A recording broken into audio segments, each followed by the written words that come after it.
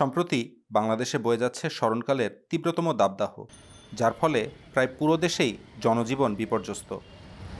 এই তীব্র তাপপ্রবাহের প্রেক্ষিতে হিউম্যানিটি ফার্স্ট বাংলাদেশ গত 1 মে 2024 তারিখ থেকে প্রতিদিন 1000 থেকে 1500 তৃষ্ণার্ত মানুষকে বিনামূল্যে শরবত পান করাচ্ছে। তাপপ্রবাহের শিকার ঢাকা শহরের বিভিন্ন কর্মজীবী মানুষের জন্য, বিশেষত রিকশা চালক, ভ্যান চালক, ঠেলাগাড়ি চালক প্রভৃতি পেশার মানুষের জন্য হিউম্যানিটি ফার্স্ট বাংলাদেশের পক্ষ থেকে এই ব্যবস্থা চলমান থাকবে ইনশাআল্লাহ। গেটওয়ার্ডের অবস্থা পরিস্থিতি খুব খারাপ, ভয়াবহ। খুব খুব আনন্দ লাগছে, এত ভালো লাগছে আমার কাছে বলার মতো না। যেমন লাখ লাখ টাকা দিয়ে মানুষকে আনন্দ পায় না, এই কাজটা প্রত্যেকটা মানুষই করা উচিত ছিল।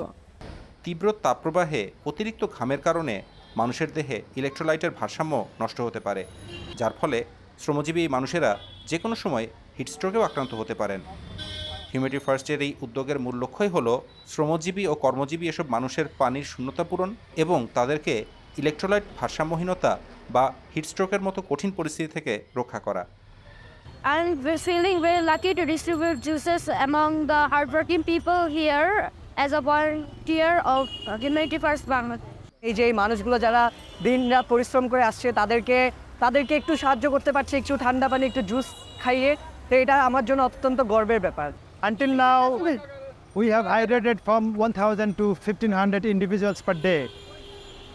The fund has been collected from local donors by Humanity First Bangladesh.